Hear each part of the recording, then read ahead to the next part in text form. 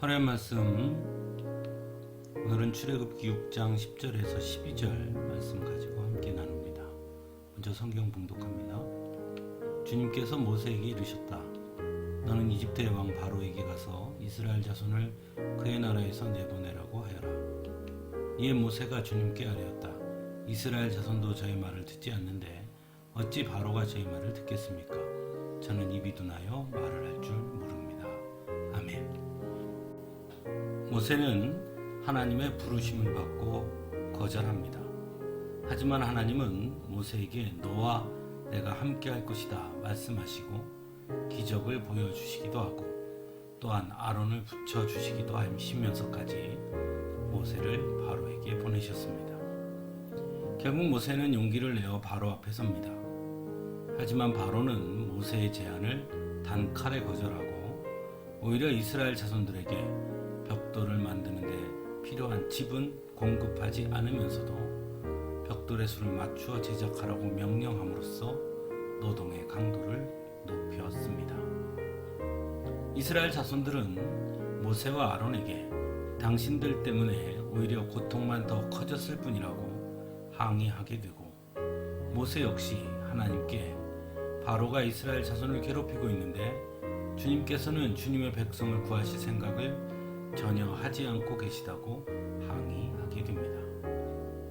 그러자 하나님은 모세를 부르셔서 나는 주다 말씀하시면서 반드시 이스라엘 자손을 이집트에서 건져내어 아브라함과 이삭과 야곱에게 주기로 약속한 그 땅으로 인도하여 소유가 되게 하겠다고 말씀하시면서 이스라엘 자손에게 그 뜻을 전하라고 명령하십니다. 모세는 이스라엘 자손에게 하나님의 뜻을 전했지만 이스라엘 자손은 무거운 노동에 지치고 기가 죽어서 모세의 말을 들으려고 하지 않습니다.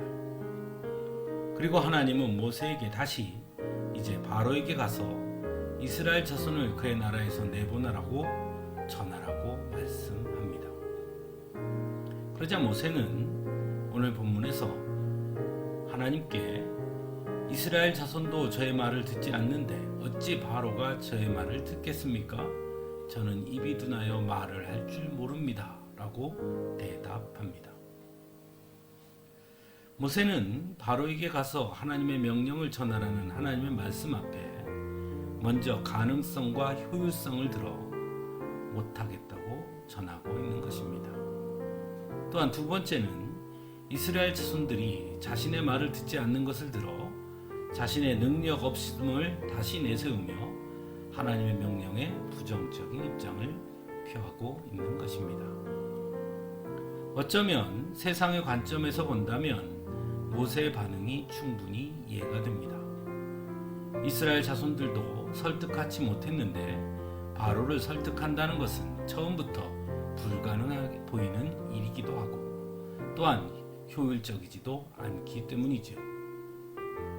바로에게 가기 전에 이스라엘 자손을 완전히 설득하는 것이 먼저라고 생각하는 것, 그것이 더 합리적일 수 있기 때문입니다. 또한 자신의 백성들도 설득하지 못한 모세의 능력 역시 너무나 부족해 보이기도 합니다. 차라리 더 나은 설득력을 가진 사람을 찾는 것이 더 합리적이게 보일 수도 있습니다. 하지만 하나님의 방법은 다르다는 것을 알아야 합니다. 하나님은 가능성과 효율성으로 일하지 아니하시고 또한 사람의 능력 역시 전혀 문제가 되지 않기 때문입니다. 왜냐하면 하나님은 전능하신 분으로 처음부터 불가능이 없으신 분이시기 때문입니다. 하나님은 하나님께서 원하시는 대로 하나님께서 뜻하시는 대로 하시는 분이십니다. 다만 그 일을 위해 필요한 사람은 능력이 있는 사람이 아니라 하나님께서 택한 사람, 하나님을 전적으로 신뢰하는 사람이라는 것, 그것을 우리가 잊어서는 안 되는 것이죠. 그러나 모세는 그것을 깨닫지 못하고 있는 것입니다. 사랑하는 성도 여러분, 하나님께서는 우리를 택하셨고 우리를 부르셨습니다. 우리를 통해 하나님은 하나님께서 계획하신 일을 이루시겠다고 작정하셨습니다. 그러므로 우리가 해야 할 것은 하나님을 더욱 신뢰하는 것밖에 없습니다. 하나님께 모든 것을 맡기는 것입니다. 우리를 부르셨다는 것 자체만으로 감사하는 것입니다. 그저 맡겨주신 그 자리에서 우리가 할 수 있는 최선을 다하는 것입니다. 그러면 그 일을 이루시는 분은 하나님이시고 하나님께서 하실 것이기 때문입니다. 함께 기도하겠습니다.